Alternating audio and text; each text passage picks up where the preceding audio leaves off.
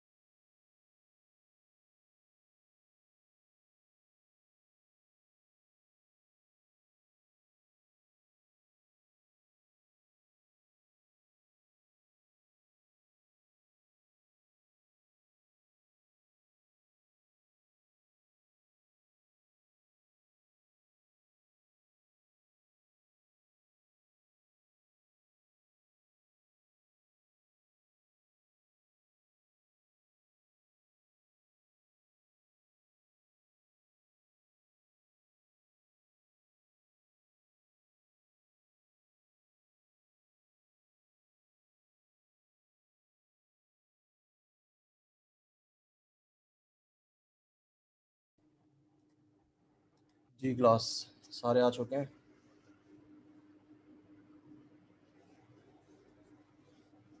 शुजा बेटा आपकी मीटिंग चल रही है एफआईपी की, मुझे कोई नोटिफिकेशन तो नहीं आया, ना मुझे बताया गया है। तो अगर इट्स इम्पॉर्टेंट तो आप जा सकते हैं। वैसे भी आज का लेक्चर जो है मैं बता चुका हूँ, टॉपिक हमने कवर कर लिया है बिफ़ोर नमाज, क्योंकि अब हमारी नमाज देर से हो रही है तो लेक्चर हम पहले स्टार्ट कर रहे हैं। तो दैट इज़ कवर्ड, वो आपको वीडियो से ही देखना पड़ेगा। अभी जो हम प्रोजेक्ट की डिस्कशन कर रहे हैं उसमें जो माइलस्टोन 1 था उसको हम देख रहे हैं। तो इफ़ इट्स नॉट इम्पॉर्टेंट तो आप क्लास ले लें, नहीं तो फिर जो है आप देख सकते हैं। ठीक है सर, आप ओके। अच्छा, एक काम ज़रूर कर लीजिएगा शुजा के, जो है मिड टर्म के मार्क्स देख लीजिएगा अपने।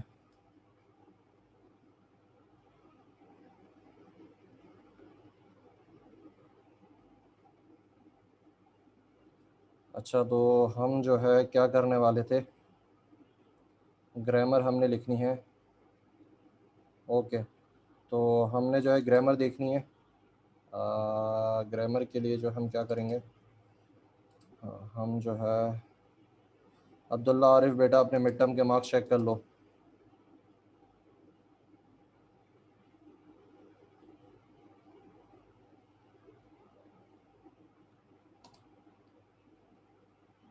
तो हमारे पास पहले से ही जो है ग्रामर एक स्ट्रक्चर बना हुआ है फॉर द प्रोग्रामिंग लैंग्वेजेस, उसको हम पिक करेंगे और उसको यूज़ करते हुए हम जो है ऐड ऑन करेंगे चीज़ों का, ताकि हमारे पास दूसरी चीज़ें भी जो हैं उसमें ऐड अप हो जाएं। तो this is the basic grammar जो कि हम यूज़ करेंगे for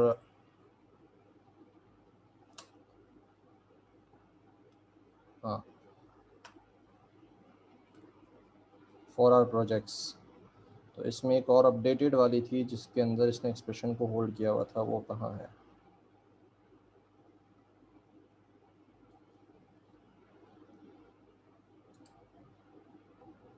compiler construction top down parser,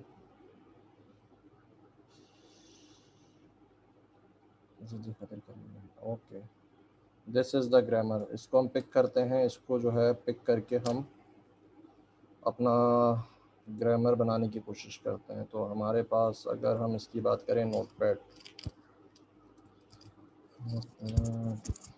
अच्छा ओपन नोटपैड कन्वर्टर। तो सबसे पहले हमारे पास क्या चीज़ है, ये रिवर्स ऑर्डर में क्यों आ रहा है।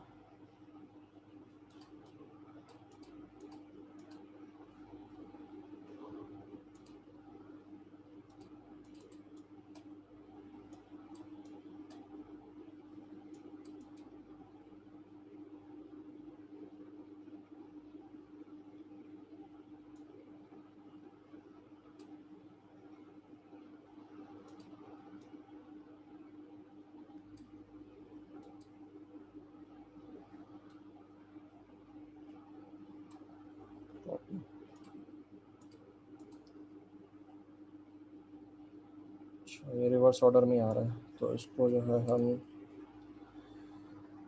नोटपैड नोटपैड ठीक है। तो हमारे पास एक एक्सप्रेशन थी हमारी, जिसमें हमारे पास क्या है, हमारे पास जो है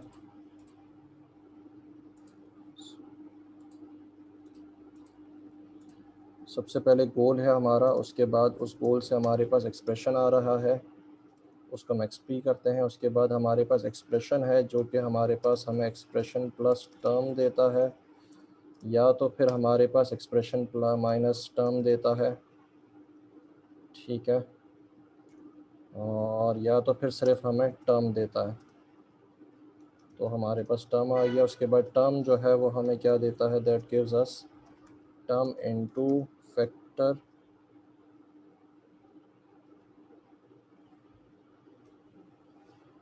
फैक्टर, या तो फिर हमें जो है हमारा टर्म हमें डिवीजन देता है बाय द फैक्टर, या तो सिर्फ हमें फैक्टर देता है। और फैक्टर हमें क्या देता है, इट गिव्स अस नंबर या वेरिएबल, या फिर हमें जो है क्या दे सकता है, नंबर या वेरिएबल आ सकता है। ओके, उसके बाद अब ये बेटा आपके पास बेसिक ग्रामर थी। जो कि हमने ऑलरेडी देख चुके हैं। अब इसी के अंदर मैंने ऐड ऑन किया है कि मेरे पास फैक्टर जो है उसमें से मैंने नंबर निकाला है और एक वेरिएबल निकाला है। अब नंबर के अंदर हमारे पास क्या आ सकता है, नंबर के अंदर हमारे पास जो है नंबर कैन गिव अस 0 1 2 3 4 5 जो भी रिस्पेक्टिव आपके पास जो है नंबर्स बनेंगे। और वेरिएबल जो है हमारे पास उसके अंदर क्या आ सकता है, वेरिएबल डिक्लेयर करने की जो हमारे पास वो है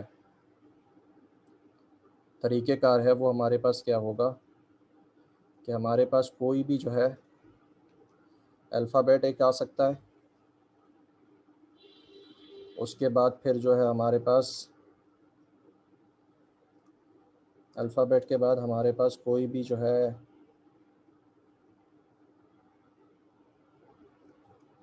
कैरेक्टर आ सकता है, या फिर हमारे पास अल्फ़ाबेट और हमारे पास कोई नंबर आ सकता है, या फिर हमारे पास अल्फ़ाबेट या कोई भी हमारे पास जो है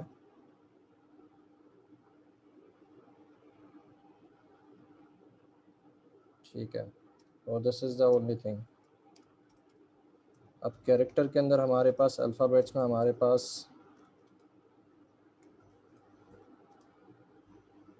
ए से लेके जी तक, फिर ए से लेके जी तक,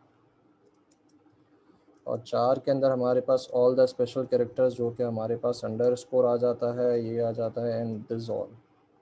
यहाँ तक समझ में आ गया बेटा सबको? जी क्लास, यहाँ तक समझ में आ गया?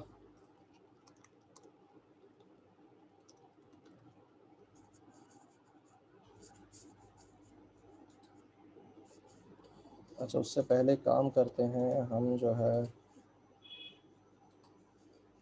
एक चीज़ ये देख लेते हैं, इसको अगर रेगुलर एक्सप्रेशन में लिखा जाए तो कैसे लिखेंगे।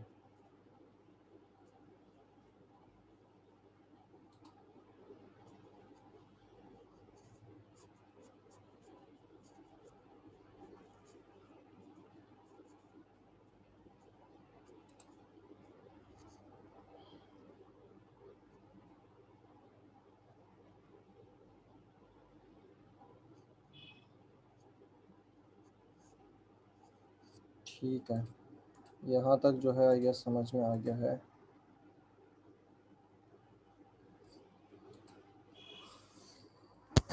अच्छा, तो हमारे पास अल्फ़ाबेट भी आ सकता है इसके बाद।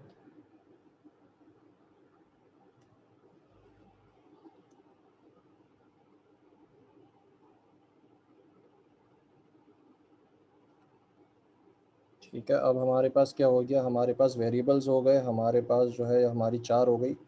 अच्छा, अब इन चीज़ों को जो है अब आपने यहाँ पे जो है आप रेगुलर एक्सप्रेशन इस्तेमाल कर सकते हो, यहाँ पे आप रेगुलर एक्सप्रेशन इस्तेमाल कर सकते हो, यहाँ पे आप रेगुलर एक्सप्रेशन इस्तेमाल कर सकते हो। किस वजह से? क्योंकि यहाँ पे आपको जो है फिर कुछ इस तरीके से काम करना पड़ेगा कि यहाँ पे प्लस आना चाहिए, देन आपके पास 4 का कोई भी कैरेक्टर हो सकता है, पॉसिबिलिटी है 4 की हो या ना हो, और साथ में फिर नंबर आ सकता है। तो इस तरीके से मेरा नंबर भी हो सकता है। So this is the way to do it. और फिर एक और 4 भी आ सकता है आखिर में, तो इनका कितना भी मल्टीपल कॉम्बिनेशंस हो सकते हैं। So it can be this and this thing. ये बनेगा आपका फॉर वेरिएबल, ये आपके पास अल्फ़ाबेट का बन जाएगा कि इसमें से हमारे पास कुछ भी आ सकता है, इसमें से हमारे पास कुछ भी आ सकता है, दोनों वेज पॉसिबल हैं। और इनका भी जो है ऑलमोस्ट हमारे पास कुछ भी आ सकता है। उसके बाद 4 जो है इसका भी हम सुपर सेट ले लेंगे जो कि हमारे पास कुछ भी पॉसिबल है। तो ये हमारे पास बेसिक चीज़ें तो बन गई। अब हम आते हैं हमारे पास हमारे एक्सप्रेशन के ऊपर। दोबारा एक्सप्रेशन में क्या लिखा है, हमने एक्सप्रेशन लिखा है, टर्म लिखा है, और उसके बाद फिर हमने क्या लिखा है, और एक फैक्टर क्या हो सकता है, नंबर हो सकता है या वेरिएबल हो सकता है। तो हमने एक चीज़ छोड़ दी जो कि हमारे पास इज़िकल था, उसको भी हम इंक्लूड कर लेते हैं। हमारे पास एक्सप्रेशन जो है एक मिनट बेटा, it can be expression, expression can also be expression.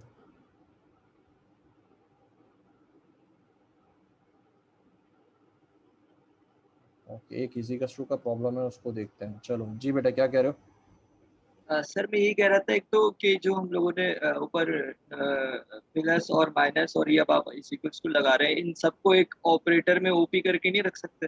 बिल्कुल रख सकते हो, लेकिन यहाँ पे मैं जो है इस तरीके से कर रहा हूँ ताकि हमारे पास ये वाला पोर्शन जो है वो मैच करे हमारी स्लाइड से, ताकि बच्चों को जो है आसान लगे। ऐसा ना लगे अच्छा कि सही मैं है। अपनी तरफ से कोई नई नई चीज़ डाल दी है, तो उससे मैच करेगा जितना, तो बच्चों के लिए समझने में आसानी होगी। ठीक है। ठीक है सर। सर इस एक और चीज ये पूछनी थी कि जैसे अल्फाबेट के अंदर आपने क्लोजर लगाया, होल क्लोजर ना, जी जी तो अब क्लोजर में ऐसे भी तो मुमकिन होता है ना कि क्लोजर के मायने होते हैं एप्सिलॉन भी आता है, कभी कभी नल भी उठा लेता है वो। बेटा, एक तो मिनट हम इसके ऊपर रुकिएगा।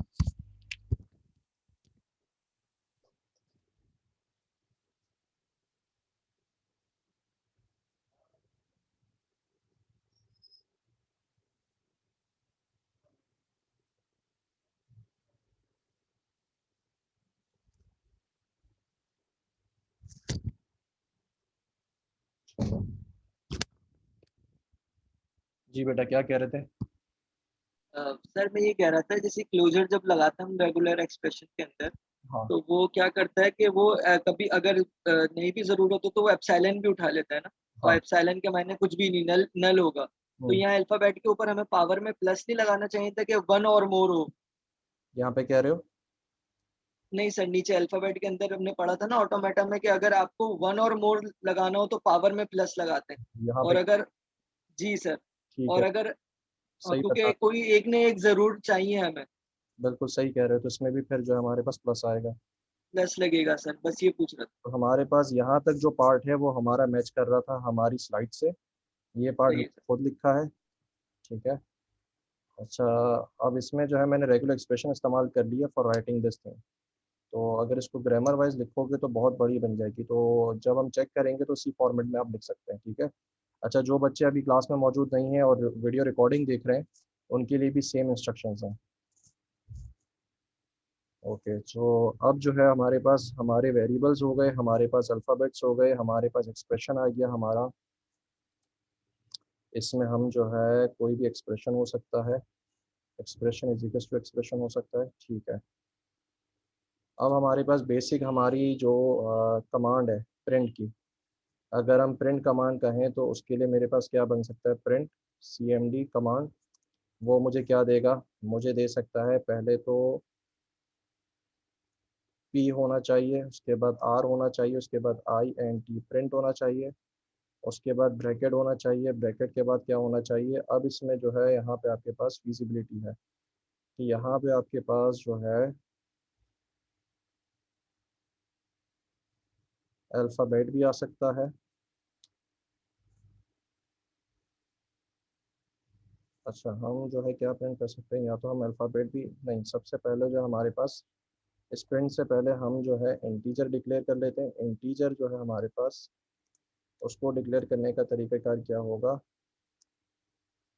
हमारे पास int और उसके बाद कोई भी हमारे पास वेरिएबल। ठीक है। ज़रियाब जी, बिल्कुल आप वैसे भी कर सकते हो डिजिट्स को, it is same one and the same thing. ठीक है। तो अगर हम इसको यहाँ पे प्लस लगा दें तो that will be much more better. Integer हमारे पास इंटीजर वेरिएबल, और एक और तरीक़ेकार क्या हो सकता है कि इंटीजर वेरिएबल और फिर उसके बाद एक्सप्रेशन है, ये भी हमारे पास पॉसिबल है। और उसके बाद हम अगर स्ट्रिंग डिक्लेयर करेंगे तो स्ट्रिंग डिक्लेयर करने का तरीक़ेकार क्या है? string स्ट्रिंग, उसके बाद वेरिएबल कॉपी करना, और उसके बाद दोबारा हमारे पास स्ट्रिंग आ जाएगा और वेरिएबल एक्सप्रेशन।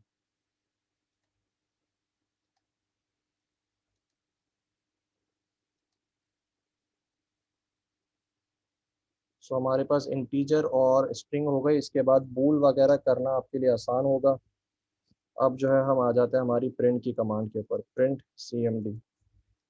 प्रिंट कमांड के अंदर सबसे पहले लिखा होना चाहिए प्रिंट उसके बाद ब्रैकेट होना चाहिए, उसके बाद जो है आपके पास इंटीजर वेरिएबल हो सकता है, या फिर आपके पास जो है नेचुरली करना ये हो सकता है या ये हो सकता है। तो उसमें हमारे पास नंबर आ सकता है, एक्सप्रेशन आ सकता है कोई भी, या हमारे पास सिंपल नंबर हो सकता है। अगर हम नंबर के ऊपर जाते हैं तो दैट इज़ ऑल डन हो जाएगा ये, तो हम एक्सप्रेशन पे इसको छोड़ देंगे। तो हमारे पास यहाँ से वेरिएबल भी निकल रहा है, तो हमारे पास वेरिएबल की भी ज़रूरत नहीं है। ये बेटा समझ में आ गया कि प्रिंट कमांड के अंदर सिर्फ एक्सप्रेशन क्यों लिखी है। बेटा सारे हैं भी या सिर्फ ज़रियाब क्लास के अंदर है?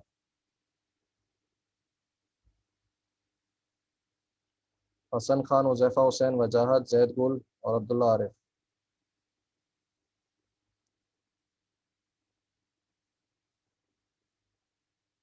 बेटा आप में से कोई क्लास में मौजूद भी है या नहीं है? ठीक है, आई डोंट गेस के हैं। ज़रियाब आप हो क्लास में?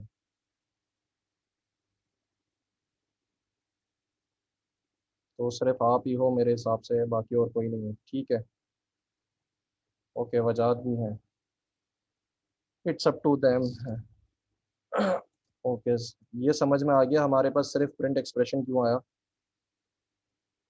इसकी और भी पॉसिबिलिटीज़ थी, इसमें वेरिएबल भी आ सकता है, इसमें नंबर भी आ सकता है, अल्फ़ाबेट्स भी आ सकते हैं, स्ट्रिंग भी आ सकता है। तो वो हमने डिक्लेयर क्यों नहीं किया?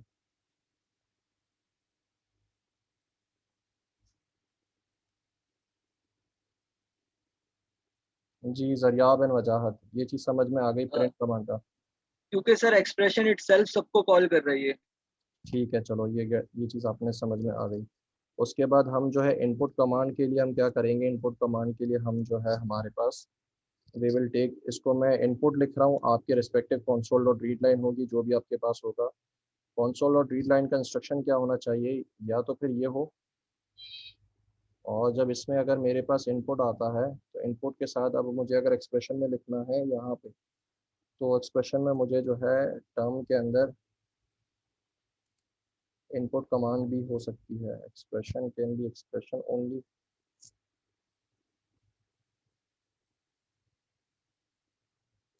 यहाँ पे एक और चीज़ लगानी पड़ेगी, एक्सप्रेशन, जो कि मेरे पास क्या बन सके, मेरे पास मेरा इनपुट भी बन सके। अब इनपुट के लिए मैं क्या करूँगा, यहाँ पे जो है मेरे पास इनपुट कमांड भी आ सकती है। So it is all replaceable, यहाँ पे भी चेंजेस हो जाएंगी। अब हमारे पास इनपुट कमांड बन गई, हमारे पास हमारा जो है इनपुट कमांड, प्रिंट की कमांड दोनों बन गई। अब हमारे पास हमारा वाइल का लूप, तो वाइल लूप हमारे पास कैसे डिक्लेयर होगा, वाइल लूप के लिए हमें वाइल, उसके बाद एक्सप्रेशन, उसके बाद ये, उसके बाद कर्ली ब्रैकेट्स, उसके बाद एक्सप्रेशंस, उसके बाद कर्ली क्लोज ब्रैकेट्स।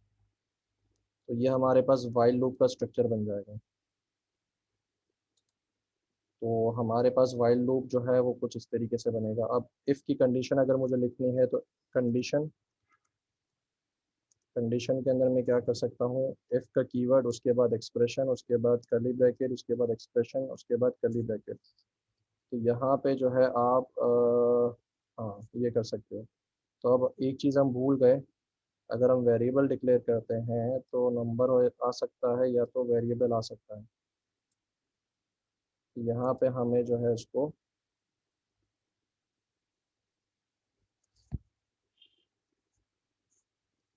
मुझे कुछ मिसिंग लग रहा है इसमें जो है। मिसिंग क्या है हमारे पास, अगर हमारे पास इफ़ की कमांड है उसमें एक्सप्रेशन बीच में आ गया, अगर मुझे इसके ऑपरेटर्स लगाने हैं तो ऑपरेटर्स मेरे पास यहाँ से आ जाएंगे।